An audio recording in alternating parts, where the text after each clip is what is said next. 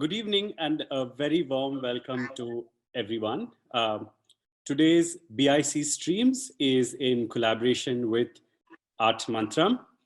Art Ki Manzil, Destiny in Far Shores. Today we have with us artist Sujata Bajaj, who will be in conversation with Yumna Hari Singh Jawa. Welcome, both of you. Before I hand over to Chiranjeev Singh, who is the chairperson of the Art Mantram Trust, who will make an introduction to the series called Indian Artists Abroad, a few short instructions. So for those of you who are here for the first time and are not on our mailing list, do sign up. You can do that by visiting our website. You can also follow us on our social media channels, Instagram, Facebook, and Twitter. With that, over to you, Chiranjeev Singh, sir. Thank you, Raghu. Well, to all those who are in this mehfil, Art Ki Mehfil, also as much as Art Ki Manzil, greetings from Art Mantram and the Bangalore International Center. I'm happy that the Bangalore International Center is facilitating this online event, Art Ki Manzil, Destination Art. And as I said, it is also Art Ki Mehfil, because we are meeting online. This is first of the 6 programs that the Bangalore International Center is holding jointly with Art Mantram. The corona pandemic might have confined us physically, but not in spirit. Art liberates the spirit, so we thought we should start this series and lighten the gloom which has been created by this COVID and pandemic and all that. Art Mantram is dedicated to promoting art, and BIC, Bangalore International Center, very generously came forward to support this initiative. Our sincere thanks to BIC. Indian artists and art promoters who have made a mark abroad are going to be featured in this series.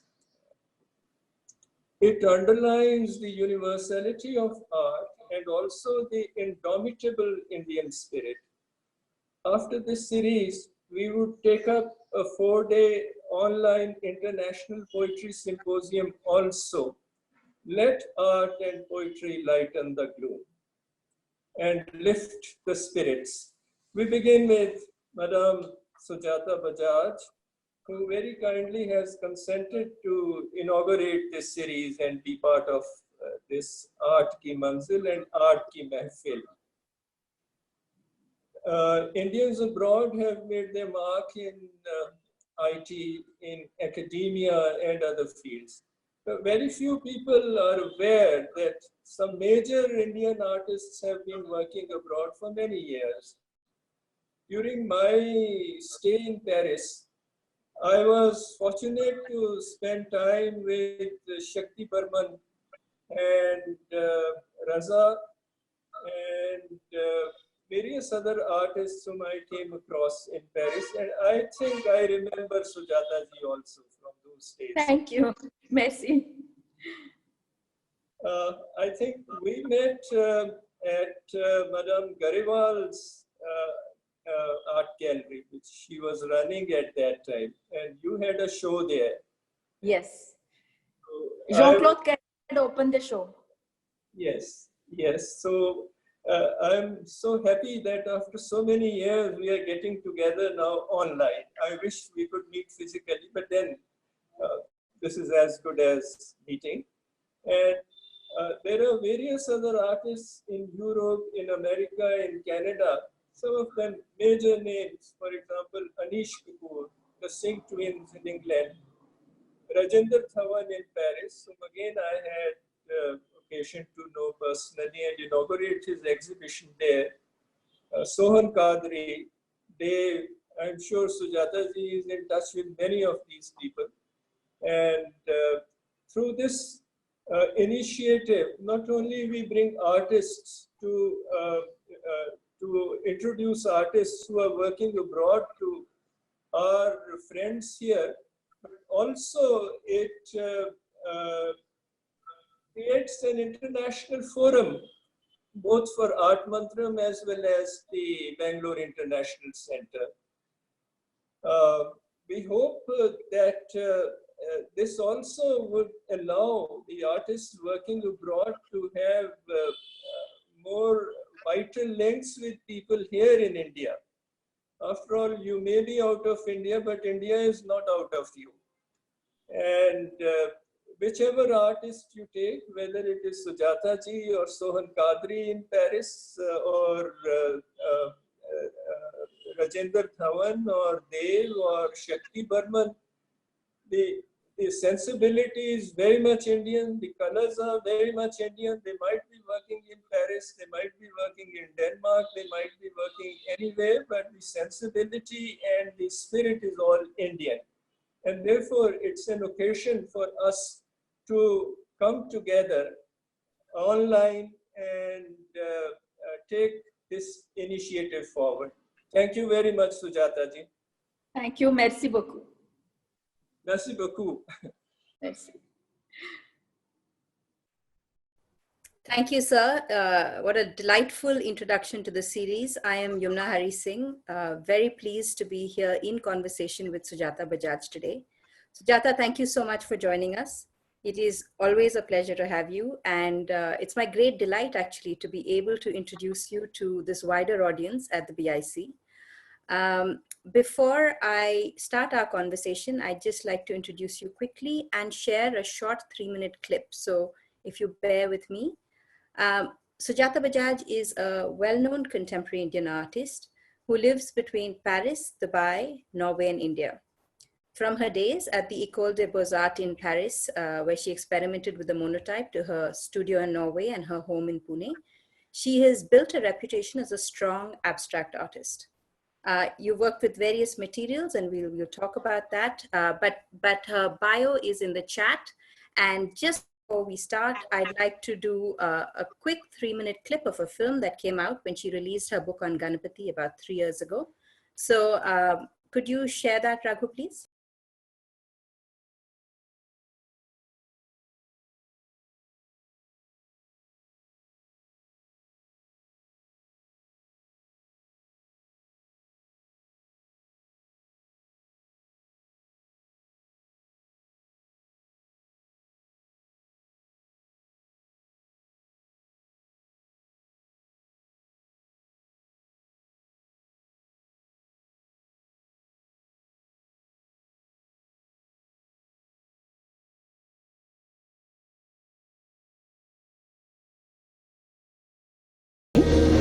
Which is with the form of Ganpati, and I think that Ganpati form is one of the most creative forms I have come across.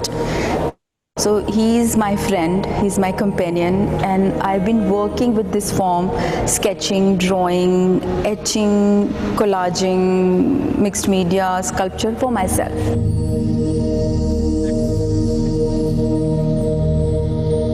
So how has travel proved to be fruitful in your case? Yeah, I went to Paris last year. I stayed there for 1.5 years. I worked in École des Beaux-Arts, which you know is supposed to be the best art school in the world. And let me tell you, when first time I entered in the art school, it's so beautiful. I still remember I arrived in a Gare du Nord station in Paris on the 22nd of October 1988, and Mr. Raza was standing there at the station to receive me. Wow. Yes.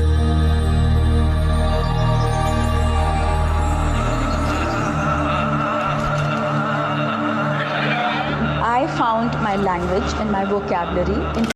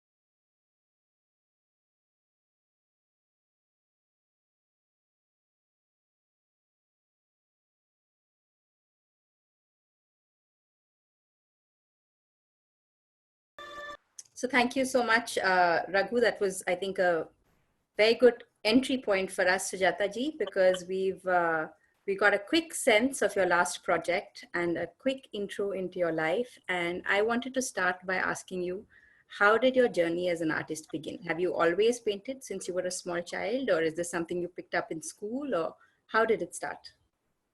My mother says that I used to recite poetry when I was really a kid, used to just make poetry and just recite it. But I think the day I picked up a pencil, maybe I was 4 years old or 5 years old, then she said that the poetry disappeared and the lines started to come.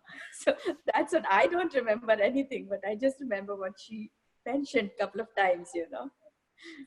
So you started drawing at a very young age, and Yeah.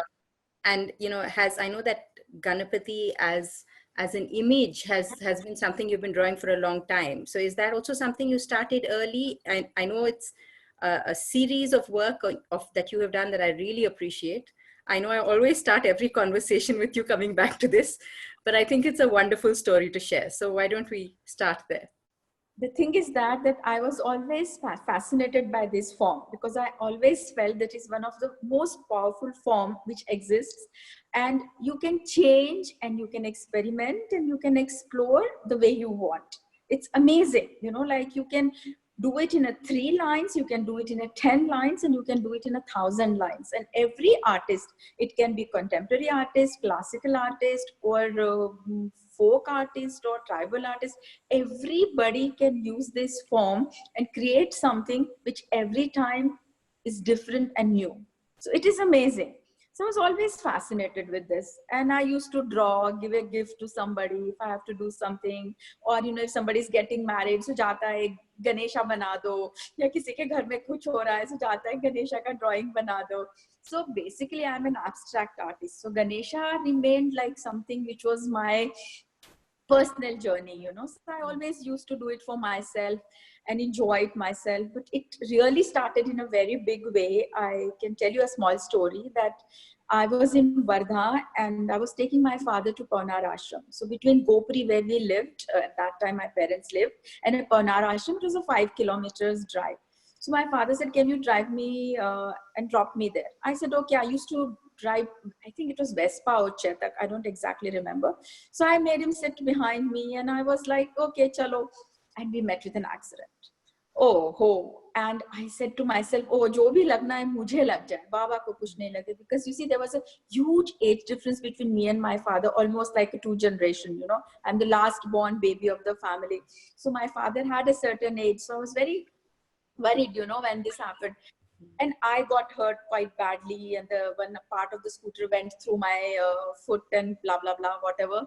And then doctors told me that you cannot move for 5 or 6 weeks. So first 2-3 days I cried and I said, oh, what is this has happened and all.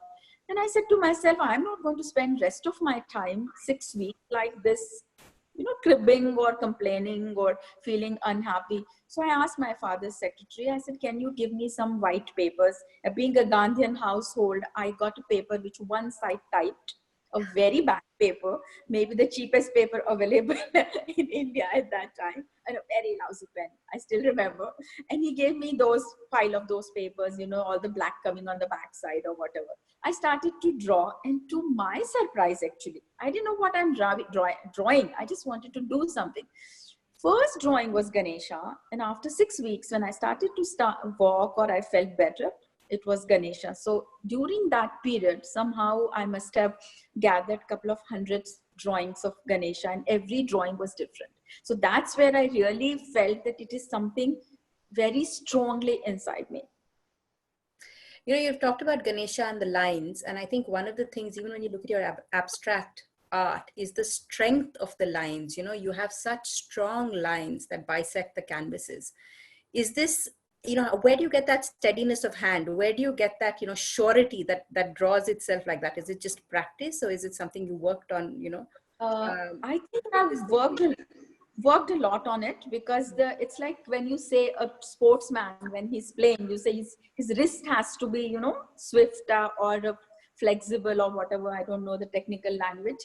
So I felt even the artist needs that. So I remember I was in Pune and the first year of my college. So I told my teacher, who was my teacher in the, Mr. Kelkar, who was my teacher in the university, in the college. I said, can you give me a little bit helping hand or teach me something more, you know, outside of the college curriculum? So he said, of course, Sujata, I'll come this evening to your place. I was so thrilled. I said, wow, so easily he agreed and he's coming in the evening home and all that. So he came exactly at 6 o'clock and he had a huge packet in his hand. He had got 1,000 sheets, the biggest sheets available at that time, with a couple of pencils. And he said, I will come back after 1 month. Every page has to be vertical and horizontal lines done in a way as if it's done with a ruler. No rubber to be used, nothing. So you just do that. Until we don't get that last paper, which is like perfect, we will not start working. Oh God, I can tell you, I did it for 1 month, 2 months, 3 months. I think, if I remember well, like the 4th month, we managed perfect paper, you know, and then we started to work. Then he said, you can come to my studio now. So we went to his studio. The first he told me few days, just jhadu laga do, niche se chai le aao. I said to my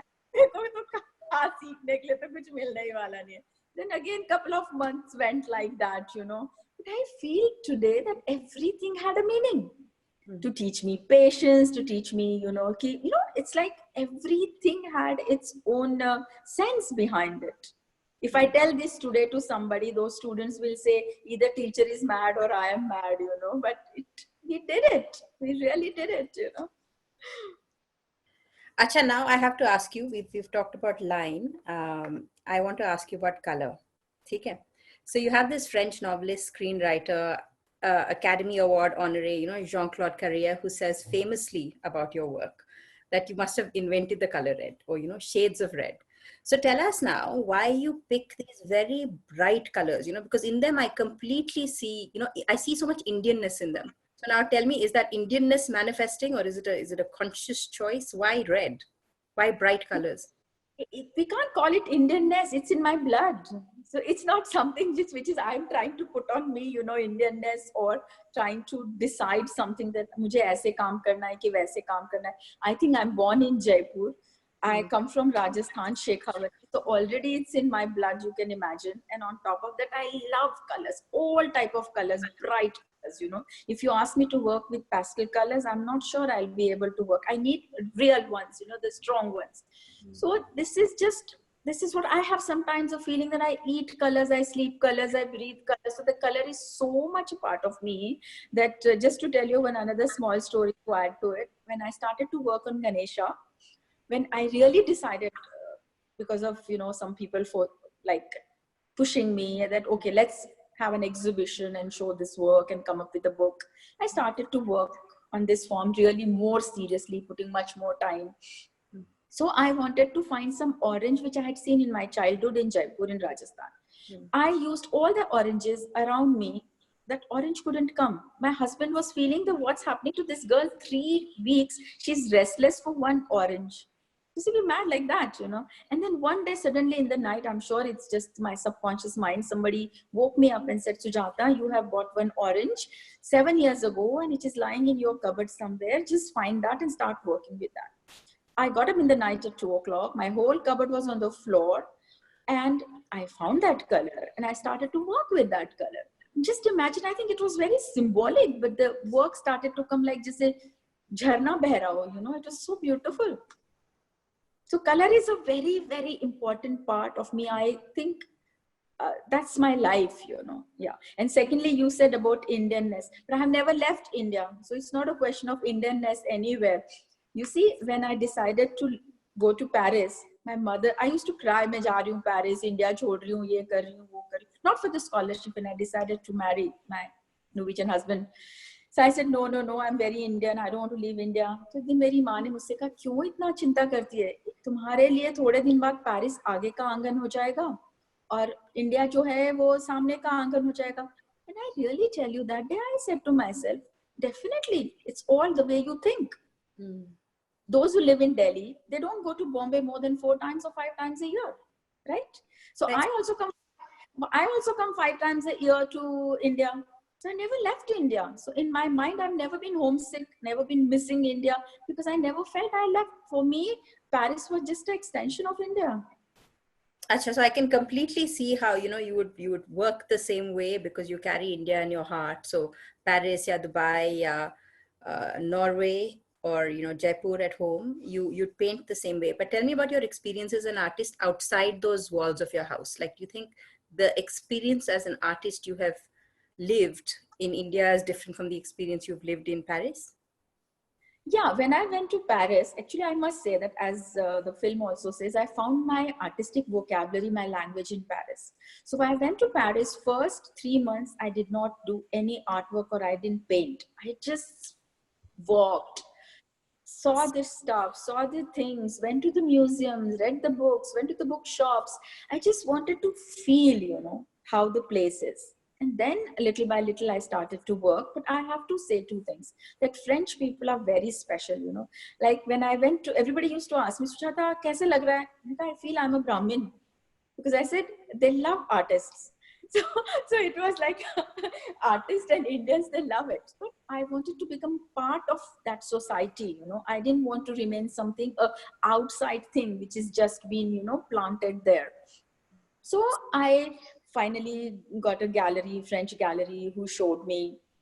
I got people, French collectors, person like Jean-Claude Carrier, who really believe in my work, who wrote many times on my work. He's always there when I need him for anything, you know, connected to my work. So been lucky and did some hard work, and I think the lot of work was done by my work. I remember you. Work. If they like something, they are very critical, very difficult. If they like something, they are with you. And then you're a Brahmin in Paris and everyone looks up to you. Yeah, absolutely. Acha, I had another question. You once told me that you've never hung any of your exhibitions yourself. You've always had, you know, Razaji or Husseinji or, you know, somebody there standing by you, helping you put up the paintings while the baby's sleeping in the corner. You know, tell me a little bit about this journey that you've had with some of these really well-known names. You know, any Indian house will recognize these names. How did you meet them? What was the relationship? How did they grow? I must say that I was very lucky when I was doing last chapter of my PhD. I have done a PhD on tribal art, and the subject was the special features of Indian tribal art and its influences on the contemporary trends of art. So I had interviewed all the top Indian artists for this last chapter. The only person was left for Raza. तो I said कैसे होगा, मुझे रजा का interview कैसे मिलेगा. And एक दिन मैं जहांगीर में खड़ी थी और किसी ने मुझसे कहा, अरे सुजाता वो देखो रजा है. So I went to him. I said, रजा साहब, एक बार, दो बार, तीन बार, चार बार सुनाई नहीं. तो मैंने उनकी स्लीव्स को खींचा जोर से. मैंने कहा, रजा साहब. He was so shocked. ये कौन young लड़के मेरी स्लीव खींच रही है. I told him, I said, I would like that अगर आप मुझे अपना आधा घंटा दे दें तो I would like to, you know, interview you for this particular chapter, and explained. He said, yes. We immediately went to Samovar and I interviewed him and all that and everything. And then he asked me that, Sujata, would you like to have a lunch tomorrow? Oh my gosh, मेरे तो ज़मीन के नीचे से पाँव के नीचे से ज़मीन ही सरक रही थी. I said, yes. We went for a lunch, and then he said, oh, तुम PhD करके क्या करना चाहती हो? I said, no, this is just my hobby. Basically, I'm an artist. Oh, really? I want to see your work. So you will not believe, हम ताज से सी launch से नीचे आए, जो भी लाउजी टैक्सी खड़ी थी वो टैक्सी ली, and we went straight to Pune in that taxi. And in those days, those taxis used to take 5 hours. Khad. So we reached Pune. He saw my work and he said, you have to come to Paris. So he said, you're joking? Coming to Paris is like coming to Bombay, Pune, or what? He says, no, if you decide something, it happens. So my life is like that. I'm very strong. You decide and you do it. I applied for a French government scholarship. I got the scholarship and I went on this scholarship. So when I went there, I wanted to be a part of it. You know, I didn't want to stay somebody outside. So whenever I go to Norway or Paris, I like to show with those local galleries. I don't like that somebody's taking my show from outside, because then it remains always outsider, you know. So, and I was lucky to get that possibility. Yeah, I must say that. Okay. Oh, sorry. answer your thing, how Raza Saab and Hussain Saab used to hang my shows. So what happened, and because of this, I met Raza Saab, Hussain Saab, and they all had a lot of affection for me, young artists doing good work and all that. So जब भी मेरा show होता था जहांगीर में, तो बाल साहब used to hang it. Sometimes Hussain Saab रात में 3 बजे मेरे घर में पूना में अगर घंटी बजती थी, तो मेरे घर में सबको मालूम था कि चोर नहीं है, हुसैन साहब है. So he used to come and see. He used to come and see, तुमने क्या किया है, मैं देखने आया हूँ, मैं यहाँ आया था, I just want to see तुम क्या कर रही हो. Achha, so how did you meet him? You told us how you met Raza Saab. How did you meet Hussain Saab? Hussain Saab, he saw my work somewhere. और एक दिन मैं कहीं पे थी, तो उनका भी मैंने इंटरव्यू तो लिया ही था, लेकिन उसके पहले मिली थी मैं उनसे. So somewhere there, so he asked me, तुम क्या करती हो? मेरे बहुत लंबे लंबे बाल थे, 2 चोटियां थी, मैं चोटियां खींच के जब when I used to sit in Jahangir और एग्जाम्स, तूने खाना नहीं खाया होगा, take us, have lunch, drop me back. These people were amazing, you know. They were really sweet. Bal Chawda to always for my show. It was like, it was decided कि अगर सुजाता का show है, तो he has to come and he has to, like, he had to hang it. So amazing moments, beautiful, you know. Yeah. I know, I think we could keep talking, but I have one eye on the clock and I can see it's 6:27, and I do want to also open the floor to questions. So what I'm going to just quickly do is cede to the audience. If anybody has questions, if you can type it into the chat box, and then we can see your question and pass it on. And I, in the meantime, will take full advantage of being center stage and carry on asking Sujata ji questions. Achana, you told me, you've talked to us about your work. You've talked to us a little bit biographically. I want to know about your family now. So how did you meet your husband? I had gone to Paris for 1 year scholarship, right? So they asked me, Sujata, we would like to give you one more year. I said, no, मैं बहुत Indian हूँ, 1 साल हो गया, मैं वापस जा रही हूँ. Everybody thought I was very stupid and silly and all that. And we were showing, before leaving, we were showing with 7 international artists in Paris. And so I was representing India, there was American, there was this. So when, in this exhibition, I had 3 works. So 2 were sold, and suddenly the curator comes and tells me, Sujata, your 3rd work is sold. So मैं तो एकदम आसमान में वैसे ही चढ़ रही थी, because ऐसे 3 works, all 3 sold, and क्या खरीदूंगी, ये paint, ये brush, so dreaming. So this person who bought the painting, he told me, can you deliver the painting after the show? So I delivered the painting. So now today he says that I have come free with the painting. So I ended up marrying him. He was a director of Norwegian House in Cité Universitaire. He's a Norwegian diploma. He was a Norwegian diploma at that time. Basically, he's an educationist. He's an expert of French grammar. His 2-3 theses are on French grammar. And we have one daughter. Her name is Helena Bajaj Larsen. And she's born in Paris, schooled in Paris. She's done her design and fashion in Parsons, New York. So she's doing amazing work. Nowadays, I'm really, really enjoying her work. She paints her fabrics and then creates things out of those things. So, but can I give you a small story how I realized that she must be a super colorist like me? She was 5 years old and she wore, ek din koi function tha, ghagra and blouse. So ghagra was blue and the blouse was yellow. So my bhabhi told her that, Helena, ye blue or yellow kaise pehna hai? So she said, Mami ji, in the sky, also you have sun and sky, which is blue and yellow. That day I said to myself, this one is going to be a bigger colorist than me, you know. That's wonderful. I think there are already some questions coming in. So one last question from me and then we go to the floor. So, you know, Art Mantrams, I know you've had a long association with us. You know, our fundamental belief is as a trust, we think art for everyone, everywhere. You know, we think that if you don't paint yourself, then you must at least appreciate the art of painting in others. So I know that you also follow this similar philosophy, but you believe that people need to do more work themselves, you know, to be able to see, to educate themselves, to understand nuances of work. So can you share a little bit of like that, and then we'll go into the audience. I personally feel that everybody cannot paint or everybody cannot become an artist. So it's very, very important that agar aap artist nahi ho, to aap artist se connect ho. Because the connecting with the artist or connecting with the art, it helps you to connect with yourself. And it's very important, even in today's times, I think it is so important to connect with any type of creativity. You can decide whatever you like. There are so many forms of creativity, but it's very, very important that one is connected to creativity. It enhances your life. It gives you a different experience. You see things differently. And I think anybody can look at art. You don't need to say कि मुझे training नहीं है. Art is like a love. You have to feel it. After you feel it, then if you want to go more into it, you can understand, you can read about it, you can, you know, that's the next step.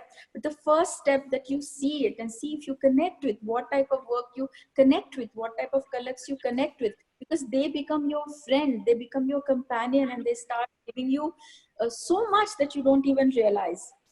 During this lockdown, you will not believe, there was not a single day where I have not received a phone call from one of my collectors who said, "Oh Sujata, hum ghar mein band hain, but your painting is with us. Your painting has become our friend." That's a wonderful place, I think, to now go to the audience, where paintings speak to you, where they allow you to explore your inner self. There is a You question. just get a chance to speak to you. You just have to pay that much attention, that much time, and give something, you know, to them, so they also give you back.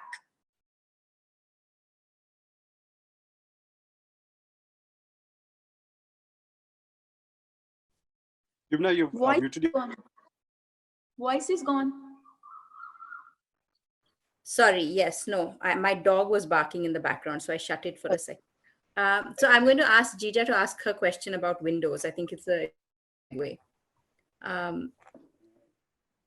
Just 1 second. I'm just going to get Jija on. Okay, while she comes on. And then from Jija, we'll then go to Vivek Bami. And from Vivek Bami, then Priyanka, I know you have several questions. Pick one question that you want her to answer of the 4 that you've posed. And then we'll get around to the others if we have time.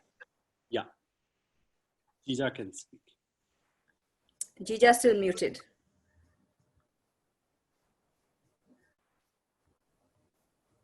Jija still muted. Sorry. Hello, Sujata ji. Really, really wonderful listening to you. Hi. And seeing you at least virtually like this. I feel as though I am in your house in Paris. Yeah.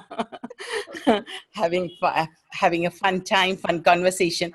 I just wanted to ask you a question, which you had answered me, but I want to listen to it again.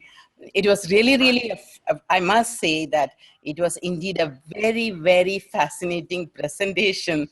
The more I know of you, more I have heard of you, more I meet you, every time I get to know a bit more of Sujata Bajaj. Really, really wonderful. I just want to ask you this question. I have heard, we have all heard that your early fascination with windows. Yes. Can you just explain to us, can you throw some light on that, and yes. Why that fascination, and what was it that, I think window is a very symbolic thing. Indoor, if we are outside of window, then also it's very important. When you are inside also, it's very important, because somehow we create some sort of 4 walls around us always, and then there is a window that we look from that outside. So it has a very symbolic meaning. It has freedom, of course, which is a very easy to say. Yeah. If you have window and you're looking from window and you want a freedom and you go out, but we always, every stage in our life, there is some sort of a window, and we are looking outside of that window to go further, to move on further. So I always felt that this window becomes a very important, and I was fascinated by the form also, and I was fascinated by the whole idea of window. So it had 2 connections when I worked a lot on these windows, and it was a hope, it was an aspiration, it was moving, it was movement. So there were a lot of symbolic gestures to that window. Thank you so much. It was really wonderful. I'd like to invite Vivek Bami to come on, and gentlemen, ladies, if you could also be brief. We're going to keep this kind of intimate and conversational, so don't be super short, but also please don't go longer than sort of 30 seconds a minute. So Vivek, please.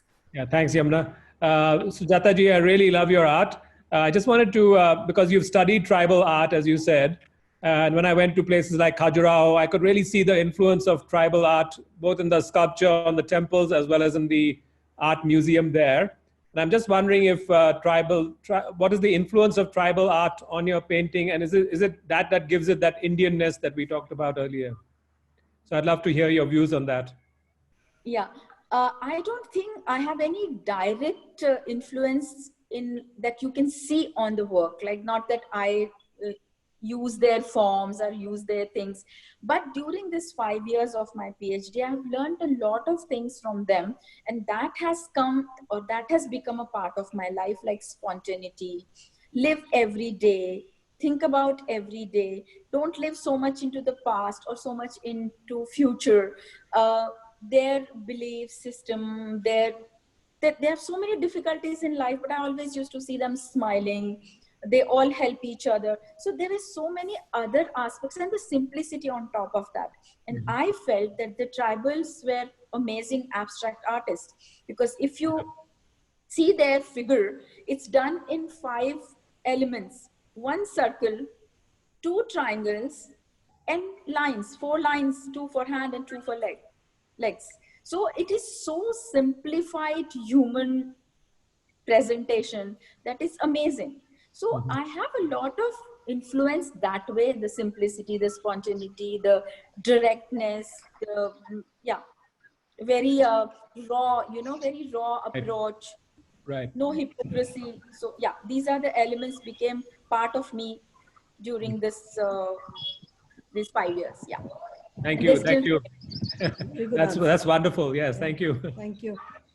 I'd like to invite Priyanka now. Priyanka, I know you've got 3 questions, but if you could just ask the last one, and if we have time, we'll circle back around.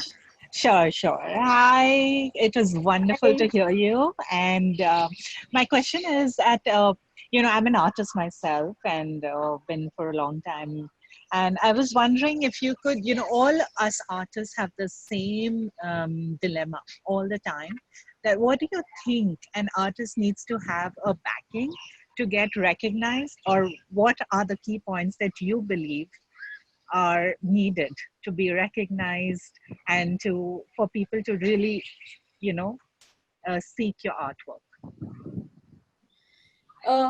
I'll tell you the truth here. You may not agree with me, but I really, when I started to work, I didn't even think about recognition or what people think, I just wanted to work hard and do what I want, what I wish, and what makes sense to me. So that's the way I started to work. And I felt that if I'm sincere to myself, if I'm authentic to myself, I am sure it'll reach to some people. And some people may react in a similar way, the way I look at it. And that is what happened, And even till today, when I paint, basically when I'm painting for myself. That doesn't mean that I don't like when people don't like my work. I love it when they like my work, they enjoy my work, and they appreciate, they want to put it on their walls. So I'm not denying that part, but I never really worked keeping that in mind. Yeah. So I think for me, that is what, whenever any young student or an art student asks me, I always say, be very sincere, very authentic, very faithful to your own feelings, that what you really want and how you want and what is inside, which is eager to come on the canvas. Right. Yeah. Thank you. Binu, question. Hi, can you hear me? Yes. All right. I love the backdrop. Just can you tell me about it? What is it? Is it a 3-dimensional thing? Is it a mural? Just tell me what. It's a 200 by 200 centimeter huge canvas on the back. So I said, this is a nice place for me to sit. So at least, you all can see some colors behind me, on me and behind me. So this is basically my artistic language is color and lines. So that's the way my whatever story, I'm not saying I'm not a storyteller that way, but whatever my story is, it always comes through lines and colors. And in these difficult times, I feel what we need is aspiration, hope. And there's nothing else which can give us more than colors and the strength of the lines, which make us look towards some sort of a hope, some sort of, life.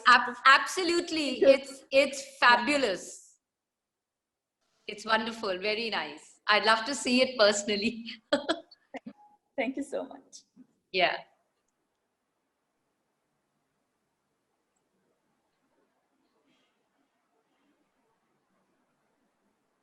Is everybody left me? Sorry, I keep muting myself and then I forget that I've muted myself. Acha, so Vandana, are you on? Yes, Acha, you were like to ask muted. Wonderful. I love the colors in your work. I love the matching. It's like, you're blending with your work. So my question is, is an artist's expression generally inside, outside, means what you feel inside expressed outside? Or is it Yes. outside reflected inside, or both? And where is the balance if it is both? I think it's both, because first I see and feel what is outside. For example, I have my different, there are different things which inspire me. Nature, I love the sea. I can spend 10 hours next to the ocean, sitting alone. A forest, mountains, sky. In Norway, the sky is changing every 2 seconds, or my own philosophy where I come from, my colors from Rajasthan, my Indian background, my so many things, festivals and small things, they inspire me. So what I'm trying to say, that first you take all this insight from outside, and then I think it's some sort of it's programmed in a way, or it's been sorted out in a way in your mind, in your subconscious mind. So when you are painting, I think then it comes from inside. So it's really a journey which goes from outside to inside, and then it comes from inside to outside. Thank you. It makes some sense? No, makes a lot of sense. Absolutely. It also means that the senses have to be really heightened and observant. But we all have it, we just have to pay attention. We all have it. Absolutely. We have to pay attention, and we have to just be a little bit more connected to ourselves inside, because that is where the strength comes from. That is like, as we say, कि अच्छा music सुनने के लिए कान तैयार करने पड़ते हैं. वैसे you have to see lot of art also to, get your eyes ready to understand or to capture exactly what and how you feel or what you can connect with. Thank you. Very inspirational. Thank you, Vandana. Sujata, you love all of these people. They're so wonderful. And I know you and I know them. And, if we were having this in real life now, this would carry on well into midnight, I tell you right now. But Neelu, to Bangalore soon now. Neelu is muted. Raghu, are you unmuting, or does she need to unmute? Neelu, I think next. Neelu Kulkarni. Yeah, can you hear me? Yes, we can hear you now, Neelu. It's just, you can't take out your eyes from your painting, you and the dupatta. Dupatta, was it painted by you? This dupatta is painted for me by my daughter. So I guess so, but it is just, you just get lost in it. It's so meditative and the colors are beautiful. And I think that itself speaks all about you. And I've just been looking at it. It's been a pleasure to hear you. Thank you. Thank you so much. Thanks, Neelu. The reason I wanted that question to come up, or the comment to come up, is because, Sujata, I know how much, you say that your daughter is her own self. And of course, yes, our daughters are their own selves. But I can also see so much of your work in her work. And, she's now getting acclaimed and getting recognized for the work she's doing in textile. I wanted to come back now to, being a mother and having a career, and how you manage all of that, living in these far off places without help, managing a young child, trying to paint. So I have a 4-year-old. I know he gets into everything. I've had to lock my darwaza so he doesn't come in and say hello. So how did you manage? Actually, I must say it was not that easy, because you have to do yourself everything. ऐसा नहीं है कि मैंने आवाज लगा दी कि किसी ने लाके मुझे खाना दे दिया. So I have to get up and make mera khana before I get my food, So there are a lot of stuff which had to be organized. But I think again, everything is in your mind. If you know ki ye to karna hi hai, and then you do it, So in my studio, I had a space. So I used to put Helena in that space, and Helena knew that when I'm in this space, it means Mama is working. And I never kept her a very delicate baby. Like मैं पूरी दुनिया में उसको लेके घूमी हूँ. So she sleeps on the sofa. She sleeps at the airport on the bench. She sleeps in the gallery. मैंने अपना दुपट्टा डाल दिया. She's sleeping there. So she is born with colors, brought up with colors. So you know, and she's seen that all her life. Musicians and painters, and she used to correct Raza साहब. छोटी सी थी तब कहती थी Raza साहब ये ठीक नहीं है, तुमने जो किया है ना उसको ठीक कर दो. And Raza साहब used to be so flat on her Hindi because she speaks 5 languages. So he used to be thrilled about it, you know. So he used to say ये ठीक नहीं है, इसको ठीक कर दो. Thank you for that. We have a question from Jyoti. Jyoti, could you go ahead? Actually, I have a lot of admiration for your work. I'm out of questions. You know, I have so much of affection and respect for you because you have been such a wonderful mom and such a wonderful artist. I'm just overwhelmed. And I just want to ask, you know, the brightness of colors, like what I believe an artist has an energy, and the energy is there in this artist's work. So do you believe in something like that? Like, do you think our energy gets transported to our work? I would like to say here something that, see, that every artist has a different need when they paint. Some need, they have to be miserable, some depressed, some this, some that.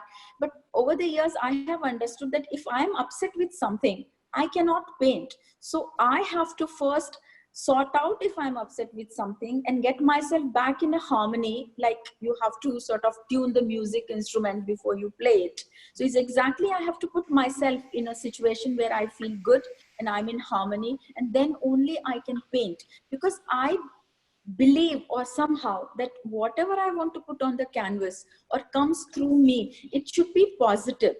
I want to put something out there, either for me or for others to see, has to be something positive, which gives something to them, you know.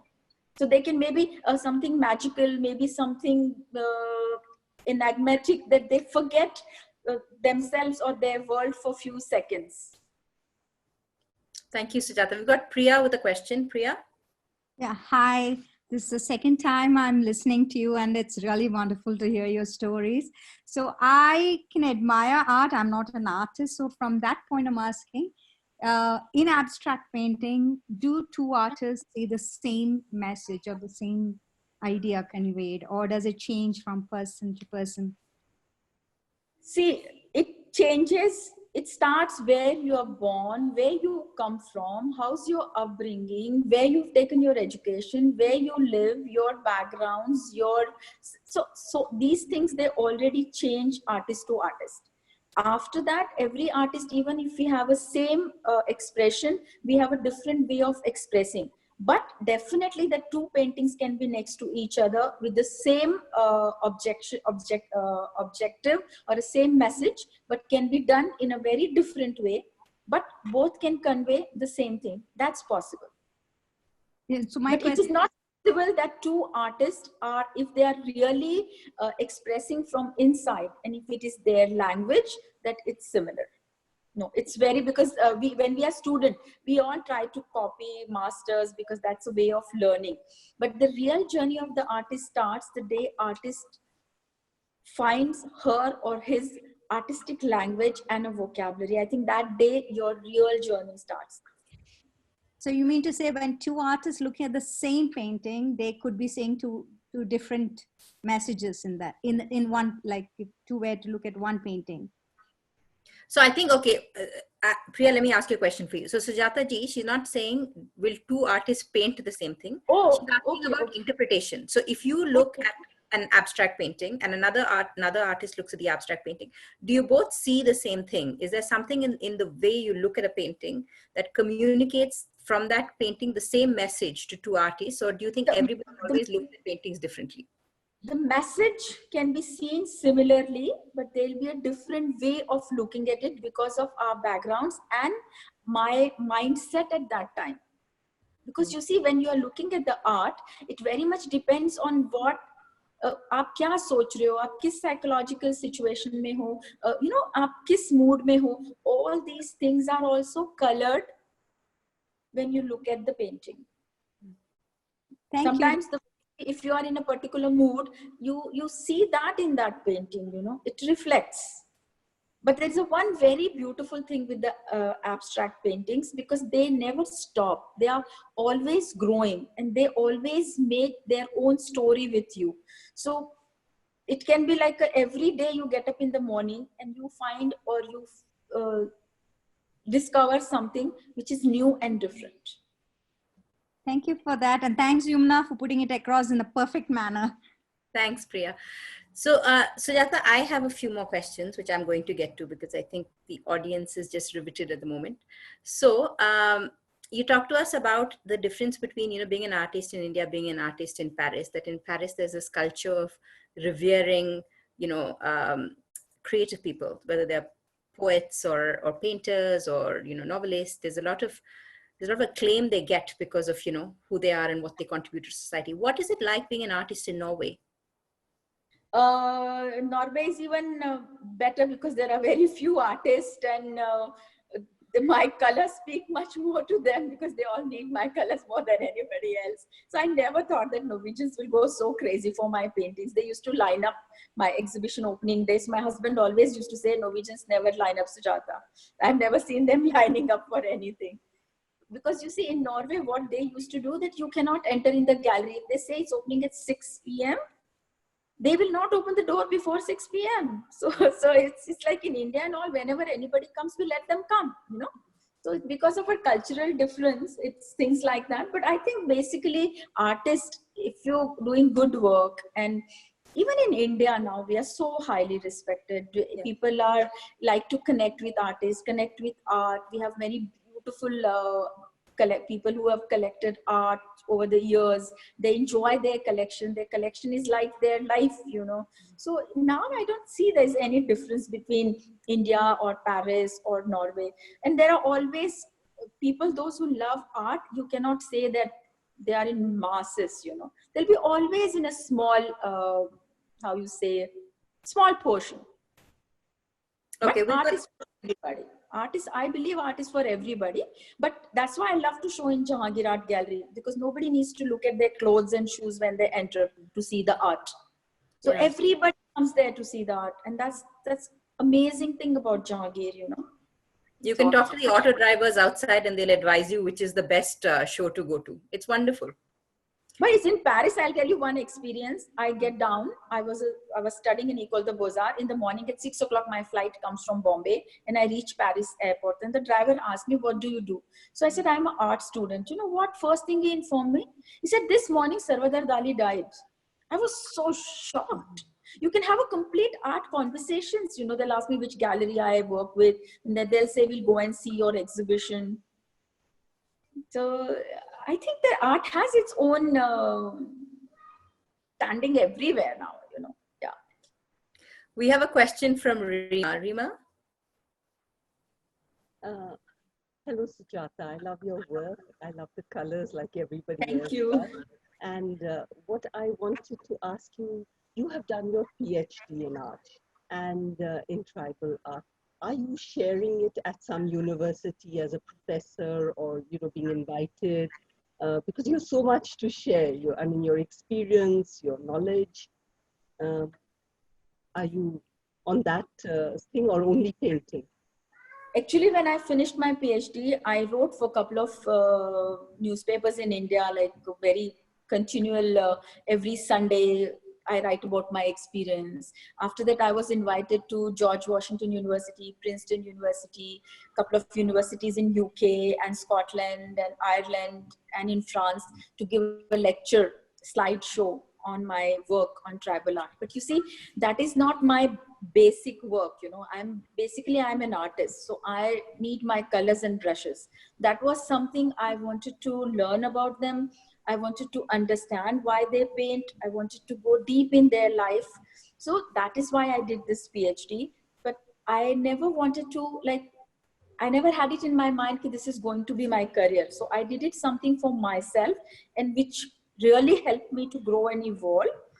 But I have not done anything. I know I should have done maybe book, because my thesis is 600 pages, 300 pages photographs and drawings, and 300 pages written. Maybe one day I should publish it. Maybe, yeah. Oh, you should publish it. And I wish you would share it with all of us because you've got so much to share. I mean, a conversation like this will not, it doesn't even touch a bit of what you have. Yeah, that's true. It's 5 years work. 5 years I was in tribal areas, walking around. I worked so much in Abujmar. You will not believe that we used to walk 10 to 15 kilometers. Sometimes we had no food to eat. I used to keep, I'm a vegetarian, so I used to keep a milk powder with me and just heat like garam pani thoda sa with some wood pieces, you know, like thoda small fire, and make my milk in that, and just that was my food, because it used to take 10 to 15 kilometers to reach, and after reaching I had 3 interpreters, so by the time one question used to go and come back, oh, I used to take so much time. But it was amazing time, amazing experience. I loved every minute of it. Yeah. Because I mean, I would say tribal art is such a vast area. Which one really touched you? Which one? I had chosen 4. I had chosen Sauras from Orissa. I had chosen Madia Murias from Bastar. And of course, I come from Rajasthan, so I had to take one colorful like me, you know, so Bheels from Rajasthan. And I lived in Maharashtra, so I decided to choose one from Maharashtra, which was Warli. So basically, these were the 4 I did my whole study around. But for that study, I at least visited some 20-25 more tribal areas, you know, like Ratwas in Gujarat, and I went to Himachal Pradesh and Assam and Meghalaya and Nagaland, and just everywhere, you know, just to see what is a similarity, what are the similarities, what are the differences, how they see it, how these other people see it. So yeah, I'd love to follow that art tour of yours. Thank you so much. It's been so enlightening. Thanks, Rima. You know, we're actually, we've got 2 minutes to go, and I normally like closing on time, but there's someone I can never say no to. So, Chiranjeev Singh sir, आप कुछ पूछना चाहते हैं? Sujata ji, what is the French government system of subsidizing arts, and what's the current gallery scene in Paris? ऐसा है कि gallery scene Paris का तो सेम है जैसा पहले होता था, that they have to choose you, you cannot choose them. So that is the way it is, and it's very, very difficult to get the gallery. So you will not believe that. Yeah, please. So that our people get to know this. Because for art, see, you need very strong work. You need very, very strong work, and they have to come to you. If you want a good gallerist in Paris, then they have to like your work and they have to come to you, then only it works. Otherwise, the galleries in Paris, it doesn't work. If I go and show my work to 100 galleries with my portfolio door to door, there is absolutely no surety that I will get a gallery. But if some gallery sees my work somewhere, and if they like it, that one thing I have to give a credit to Paris, that they will pick up a phone and call me. I saw your work, I loved your work, I want to meet you. So that is there. Yeah. And the system of subsidy given by the French government, for example, providing spaces to artists, the studios, etc. It's amazing.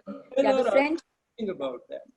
Yeah, that is amazing, because a lot of French artists, those who cannot afford the studios, they get studios. It's a very, very known culture, or it's a very important culture in France, that the artists are given studios to work. And they live in there, and they have to just, I think they have to give their whole portfolios and everything, that, and explain that they are really serious artists and they're doing serious works, and they get amazing. I know so many of my friends, they have beautiful studios given by French government. Of course, they rent it. It's not, they don't own it, but yeah, they have that facility, which is fantastic. Yeah. Thank you, Chiranjeev sir. Emulate here in India. We have a good budget in Karnataka, but the facilities for artists are non-existent. Yes, that's something we should take up. We should take up. It will come. It will come. It will come. You know, it will come. We are doing very well. Indian art is doing very well. So it's 7 baje.